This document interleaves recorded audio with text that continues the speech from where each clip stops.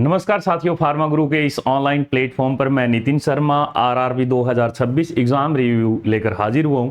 और दोस्तों, आप अभी 13 मार्च को जो एग्जाम देकर आए हैं उसमें आपने सेकंड और थर्ड शिफ्ट में एग्जाम दिया है फार्मासिस्ट का। तो आप जब उस एग्जाम में बैठे तो आपको ये महसूस नहीं हुआ होगा कुछ देर तक, तो आधे घंटे तो आपके दिमाग को ये समझने में लगा होगा कि हाँ, मैं फार्मासिस्ट के एग्जाम में ही बैठा हूँ। क्योंकि कभी आपको ऐसा महसूस हुआ होगा कि आप किसी मार्केटिंग फार्मास्यूटिकल मार्केटिंग का एग्जाम दे रहे हैं, या फिर कभी आपको ऐसे लगा होगा कि आप एमबीए किए हुए हैं और मैनेजमेंट का एग्जाम दे रहे हैं। और कभी कभी आपको ये भी अंदर से फीलिंग आई होगी कि कहीं मैं डाइटिशियन के एग्जाम में तो नहीं बैठ गया हूँ या बैठ गई हूँ। तो आज हम इसी की चर्चा करेंगे और साथ में ये भी जानेंगे कि अक्सर जो आरआरबी ये जो 2026 का एग्जाम बना है, यानी रेलवे रिक्रूटमेंट बोर्ड ऐसा क्यों करता है, इसके पीछे की क्या वजह है और आगे चलकर क्या कुछ ऐसा ही होने वाला है। 2027 के लिए प्लानिंग करेंगे हम, उसके बारे में मैंने ऑलरेडी एक वीडियो बना दिया है, परंतु इन सब के बारे में टोटल मिला के चर्चा करेंगे। तो अभी हम शुरू करते हैं सबसे पहले कि कहां से कितने आपने सब लोगों ने वन लाइनर मेमोरी बेस्ड तो देख ही लिए होंगे, वो सारा खेल हम कर सकते हैं, परंतु फिर कभी बाद में करेंगे। सुनो, नंबर 1 मैं बात करूं कि अगर किसी बच्चे ने तैयारी की, या मैं ये कहूं वर्सेस, है ना, अगर मैं ये कहूं कि ना तैयारी करने वाले लोग थे, है ना, दो तरह के बच्चे होंगे, एक तो तैयारी करने वाले और ना तैयारी करने वाले। लगभग दोनों को भाई साहब बराबर कर दिया इसने। क्या किया, दोनों को क्यों बराबर किया? क्योंकि क्वेश्चन को इस तरह से आए कि दोनों ही बराबर थे। अब ये सारे क्वेश्चन किस पे थे? अगर आपके जीवन का, अगर आपकी लाइफ का एक्सपीरियंस की अगर मैं बात करूं, और वो फार्मास्यूटिक्स के साथ जुड़ा हुआ है, फार्मेसी के साथ जुड़ा हुआ है, लाइक मार्केटिंग आपने किया हुआ है, आपने बिजनेस में भी हाथ आजमाया हुआ है, ओनली प्रैक्टिकल नहीं, इसके साथ थ्योरेटिकली भी चीजें होनी चाहिए। तो आपको आपकी जो किताबें पढ़ी हुई है थोड़ी बहुत जितनी भी, उसके हिसाब से आपका इंटेलेक्ट कितना काम करता है, बौद्धिक क्षमता कितनी काम करती है, इस पे ही वो सारा का सारा डिपेंड हो रहा था। जब भी आप देखोगे उसमें से कुछ एक चीजें आ रही थी। नंबर 2 बात क्या थी?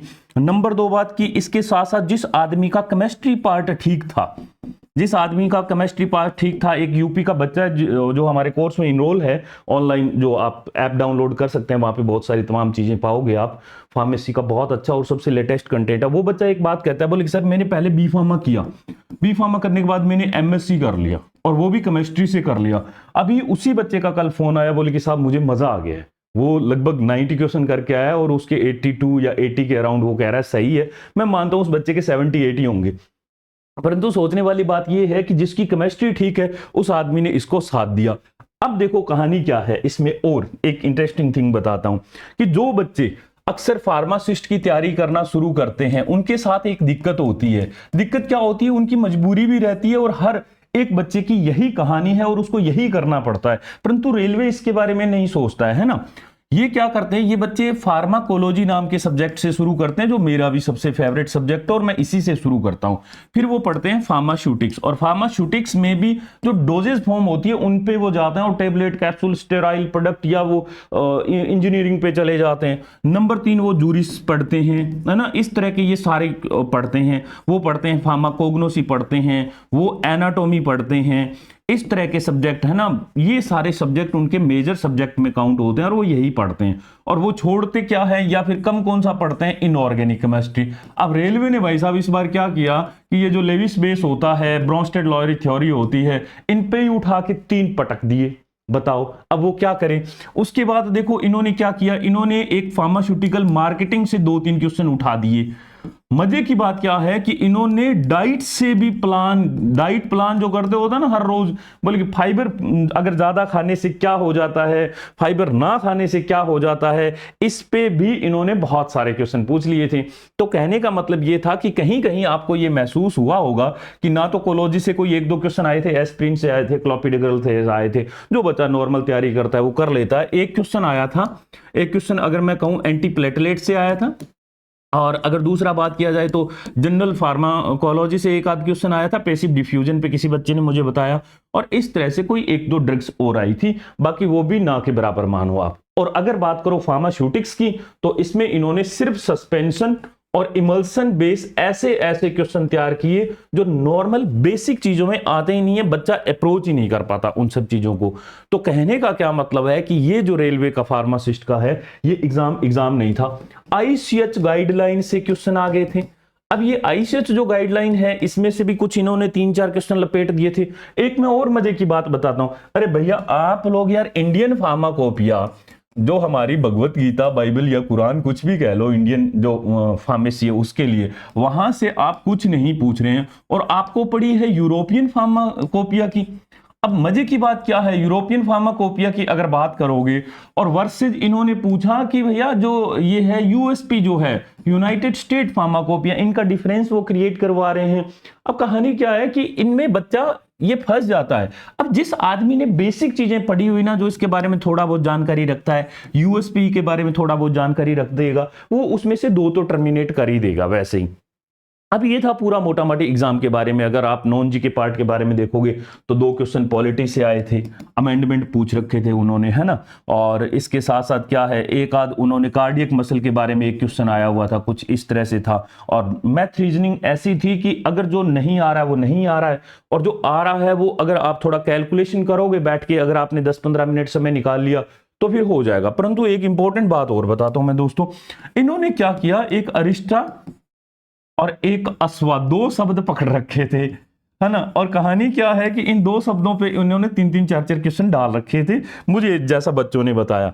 अब ये होते क्या है, अरे भैया हम लोग क्या है ना कि हम बच्चों को फार्मासिस्ट बनाना है। हमें उन बच्चों को ये नहीं कहना है कि भैया तू हर्बल प्रोडक्ट तैयार कर, या फिर तू जो है तू आयुर्वेदा का फार्मासिस्ट है। देखो अरिस्टा, मैं आपको बता दूं, आपने अभ्यारिष्ट नाम सुना होगा, अभ्यारिष्ट, है ना, और या फिर आपने अर्जुनाविष्ट सुना होगा, इस तरह से नाम सुना होगा। ये क्या है, और ये भी इस तरह से अश्वा आता है, बहुत सारे ये प्रोडक्ट आते हैं, आपको मैं बता दूंगा, इनके बारे में थोड़ी सी जानकारी ले ही लो। देखो क्या होता है कि आप एक चैप्टर पढ़ते हैं फार्मास्यूटिक्स में, एक्सट्रैक्शन, कौन सा, एक्सट्रैक्शन पढ़ते हैं। एक्सट्रैक्शन में क्या होता है कि जब भी कोई आपके पास नेचुरल ड्रग होती है, उसको किसी जैसे अल्कोहल में क्या होता है कि डुबो दिया जाता है, उसको काफी टाइम तक रखा जाता है, उसके बाद या तो उसको बॉईल किया जाता है या नहीं बॉईल किया जाता है। तो ये जो अरिस्टा होता है ना, इसमें क्या होता है कि 2-3 महीने रखने के बाद क्या किया जाता है, बॉईल किया जाता है। और ये जब बॉइल्ड किया जाता है तो इस प्रोसेस को क्या कहते थे, डिकॉक्शन। ये ध्यान रखना बस, और कुछ नहीं है, ये डिकॉक्शन प्रोसेस से होता है। और इसमें क्या है, नॉट बॉइल्ड, इसमें बॉइल नहीं किया जाता है। आप जब कभी मेरी भविष्य में कोई क्लास लगाओगे तो मैं आपको बताऊंगा कि इस तरह से हर्बल प्रोडक्टों को इसी तरह से तैयार किया जाता है। बहुत सारे, जैसे चाय है, चाय अपने आप में क्या एक्सट्रैक्शन है, जैसे चाय क्या नेचुरल ड्रग है, इसके अंदर पानी घुसता है और इसका कंटेंट बाहर लेके आ जाता है ना, तो इसी को एक्सट्रैक्शन कहते हैं। आप कभी ऐप पे जाना, वहां पे कुछ चीजें आपको ढंग से मिलेगी। तो ये था पूरा का पूरा एग्जाम का मेरा रिव्यू। अब सुनते हैं कि आगे की क्या हो सकता है ना, नेक्स्ट ईयर के लिए अगर मैं बात करूं तो मैं पहले आपको इतिहास में लेके चलता हूं कि ये 2016 के आसपास एक एग्जाम हुआ था रेलवे का। तब दोस्तों सिर्फ एनाटॉमी के आसपास सवाल घूमे थे और वन लाइनर घूमे थे, लोगों ने हल्के में ले लिया। 2019 का जो आज तक का रेलवे का आरआरबी का जो पेपर हुआ था ना, वो सबसे परफेक्ट फार्मासिस्ट का पेपर हुआ था। याद रखना मेरी बात, आप निकाल के देखना, सबसे परफेक्ट फार्मासिस्ट का एग्जाम अगर कहोगे तो आरआरबी के इतिहास का यही था। क्योंकि इसमें आपको एक हॉस्पिटल एंड कम्युनिकेशन फार्मेसी होता है वो देखने को मिला, इसमें आपको कोलॉजी देखने को मिला, इसमें शूटिक्स देखने को मिला, इसमें कोग्नोसी के एक आध क्वेश्चन देखने को मिले। यानी कि पूरा एक संपूर्ण पैकेज था। जिस बच्चे ने 1 साल लग के तैयारी की है उस बच्चे का दिल नहीं टूटा। और अब जैसे ही पिछली बार पे आओगे आप, अगर 2000 मैं कहता हूं 25 में जो एग्जाम हुआ था, उसमें दोस्तों 15 से 20 क्वेश्चन ऐसे थे जो फार्मेसी के कंप्लीटली एकदम मजे वाले क्वेश्चन थे, टच के थे। जैसे एलाइल एमीन का एक एग्जाम्पल पूछा हुआ था कि ये कौन सी रिंग स्ट्रक्चर होती है, इस टाइप के बहुत अच्छे अच्छे। एस्प्रिन के आसपास में हर बच्चे को कहता हूं सवाल पूछा ही जाता है। 2019 में पूछा, शायद 25 में पूछा गया था, और आज फिर इसमें 26 में पूछ लिया गया है। तो ये कंप्लीट पैकेज था, अच्छा पैकेज था। इसमें से क्या है, अगर बच्चा कोई 20 कर रहा था तो उसके बाद क्या है, वो 30 क्वेश्चन अपने विवेक से कर रहा था, तो यानी वो 52-55 के आसपास पहुंच गया। 2-4 वो उधर से कर लेता था, तो कहने का मतलब था 60 के आसपास होते ही उसका सिलेक्शन क्राइटेरिया बन रहा था। मोस्टली बच्चों का हो भी गया था, 55-60 के आसपास जिन बच्चों का था ना, उनका सिलेक्शन भी हो गया। अब कहानी क्या है, 2026 में ये जो फार्मेसी के टच के अगर मैं क्वेश्चन की बात करूं, तो अब बच्चे के साथ कहानी ये है कि वो सीधा नहीं कर पा रहा है। आ रहे हैं 10 से 15 क्वेश्चन इस बार भी हैं, परंतु सारे हैं तो फार्मेसी के वैसे देखा जाए, परंतु अब ये डायरेक्ट वो वाले नहीं है जहां से हम जिस तरह से पढ़ रहे हैं। तो इसका क्या 27 में कुछ ऐसा ही होने वाला है, आप कोई उम्मीद नहीं कर सकते। मैं आपको बता दूं कुछ भी संभव है। और मजे की बात क्या है, आपको अगले साल के लिए अगर कोई बच्चा यहां तक पहुंच गया है ना, तो मैं बता दूं, अगर आपका दिल टूटा और आपने तैयारी की है तो ये 2-3 शब्द याद रखना, ICH गाइडलाइन पढ़ लेना, ठीक है। और इसके साथ साथ क्या है कि कुछ एक रेगुलेशन बॉडीज होती है, जब आप लैकमेन जैसी किताब उठाओगे ना उसमें देखोगे कुछ एक रेगुलेशंस होते हैं, रूल्स होते हैं। ये रूल्स किसके होते हैं? ये क्लिनिकल ट्रायल के होते हैं दोस्तों। क्लिनिकल ट्रायल्स में क्या होता है, कौन सा फॉर्म सबमिट किया जाता है, कौन सा फॉर्म क्लिनिकल ट्रायल्स के कौन से फेज में कब सबमिट किया जाता है, इतने तक ये गहराई में पूछ लेता है।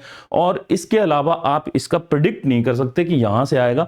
आप अपने जितने सब्जेक्ट हैं उनको सुदृढ़ करके रखें, एकदम तकड़े लेवल पे जमा के रखें। अगर हमारे ओरा में कोई क्वेश्चन फंस गया, ओरा का मतलब होता है आभा मंडल आपके चारों तरफ का, यानी आपके ब्रेन सिस्टम में अगर कोई क्वेश्चन फंस रहा है, वो गलत नहीं होना चाहिए। कल मेरा एक स्टूडेंट है, उसने कहा, बोले कि साहब आपने जब पेड कोर्स के अंदर जो चीजें बताई थी और उसमें आपने इतना जोर लगा के वो बात बोली थी, इतना जोर लगा के बोली थी पैसिव डिफ्यूजन को लेकर, एक्टिव डिफ्यूजन को लेकर, परंतु मुझसे वो गलती हो गई साहब, मैं तो पता नहीं क्या कराया उसमें। तो कहने का मतलब ये है दोस्तों कि अब उस बच्चे को मैंने इतना जोर देके बताया, अब उससे एक क्वेश्चन गलत हो गया, ईश्वर ना करे उसके साथ ऐसा हो, परंतु अगर वो एक क्वेश्चन से बाहर हो रहा होगा ना, तो उसको उसी का धोखा होगा। जो आपके ओरा का जो सिस्टम है, जो आपके ओरा में आता है, जो आपके नॉलेज का क्वेश्चन है, जो आपका पढ़ा हुआ है, अगर वो गलत हो रहा है ना, तो बाकी क्वेश्चन से आप किसी तरह की कोई उम्मीद नहीं कर सकते। अब लास्ट में मैं आपको बताता हूं कि आरआरबी ऐसा करता क्यों है। आरआरबी इसीलिए ऐसा करता है क्योंकि इस बोर्ड के पास मुझे नहीं लगता कि एग्जाम बनाने में किसी भी एक फार्मासिस्ट का कोई भी ढंग का हाथ हो, यानी इसकी रिक्रूटमेंट बॉडी में कोई फार्मासिस्ट नहीं बैठता होगा। इस बार कई बार तो देख के ये लगता है कि भैया कोई मार्केटिंग का आदमी या मैनेजमेंट का आदमी तो ना बैठ गया हो, एक तरफ ये लग रहा था कि कहीं कोई डाइटिशियन तो ना बैठा हो, कुछ भी पॉसिबल है, एक तरफ ऐसे लग रहा था कि कोई आयुर्वेदा वाला ना बैठा हो, परंतु कहीं पे ये नहीं लग रहा था कि कोई फार्मेसी का आदमी बैठा हो। क्योंकि जिस आदमी ने फार्मासिस्ट को और तसल्ली से जाना है, पहचाना है, तो उसे इस बात का पता है कि फार्मासिस्ट का दूसरा दासरा मोटा माटी मतलब ये होता है कि उसको नॉलेज ऑफ ड्रग्स होनी चाहिए, उसे मार्केटिंग का पता होना हो, इस बात कोई जरूरी नहीं है। फार्मेसी की कोई लिमिट नहीं है, हम इस बात को कबूल करते हैं, कितने मर्जी कहीं से भी कोई क्वेश्चन दे दो, परंतु एक लिमिट तय करनी चाहिए कि हां इस पार्ट से ये सवाल पूछे जाएंगे। कोई बच्चों के सामने रिसेप्टर नाम का शब्द नहीं आया, कोई टेबलेट नाम का शब्द नहीं आया, ना सीवीएस से आप क्वेश्चन दे रहे हो, ना सीएनएस से। एक सीएनएस से आया था वो इमिप्रामाइन वाला, वो तो मेरी यूट्यूब की क्लास में भी पढ़ा है, वो सेरोटोनिन पाथवे वाला था। कहीं पे कोई आप दे ही नहीं रहे हैं, आप कोग्नोसी का कोई जिक्र नहीं फरमा रहे, कुछ नहीं कर रहे हैं। बायोकेमिस्ट्री से आपने 1-2 क्वेश्चन दिए है ना, वो स्किप टेस्ट जिसके बारे में हम जिक्र करते हैं, जेफिस टेस्ट के बारे में कुछ क्वेश्चन आए हुए थे, एक आधा। तो परंतु आप जो है एक जो पैकेज होता है एक फार्मासिस्ट एग्जाम का, वो आप प्रोवाइड नहीं करवा रहे हैं, बच्चा अपना कैलिबर शो नहीं कर पाता है इस चक्कर में। तो इसीलिए मैं आपको एक लास्ट में, अब इस वीडियो को क्लोज करते टाइम में आपको एक जो एडवाइस देता हूं दोस्तों, आप सिर्फ 2027 के लिए ना कोई प्लानिंग बहुत खास नहीं करना है। आपको क्या करना है कि एम्स जो अभी CRE होने वाला है आगे, और अभी आप लोगों को जैसे पता चल गया होगा सेपोई फार्मा का एग्जाम जो है 1 तारीख तक लास्ट है, इसके बाद आप देखोगे CGHS आने वाला है, रेलवे ने एक बार फिर निकाल दिया। तो आप सभी की तैयारी करें, सभी एग्जाम की करें, अकेले फार्मासिस्ट रेलवे को ही ना साधें, सभी की करें, और इसी एक मुहिम के साथ जुड़ते हुए आप इसमें जुड़ जाना और आप इसका एग्जाम दे आना। परंतु ये दिमाग में ये माइंड सेट मत करना कि मुझे रेलवे में ही लगना है, बस मुझे एक यही एग्जाम की भर्ती चाहिए, नहीं। सभी फार्मासिस्ट की तैयारी करो। अगर आप राजस्थान से हैं तो एक वैकेंसी बहुत बड़ी आने वाली है, आप हमारा ऐप डाउनलोड करके रखें, टेलीग्राम चैनल ज्वाइन करके रखें, यूट्यूब पे बने रहना, हर एक चीज बताई जाएगी। MP में आ चुकी है, अगला वीडियो उसी पे होगा, और बहुत सारी की वैकेंसीज के बारे में मैं चर्चा करता रहता हूं। मैं आशा करता हूं कि यह लेक्चर आपको बहुत पसंद आया होगा, और बाकी अगर आपके हिस्से का कोई सवाल है तो आप प्लीज कमेंट बॉक्स में कीजिएगा। तब तक शुक्रिया।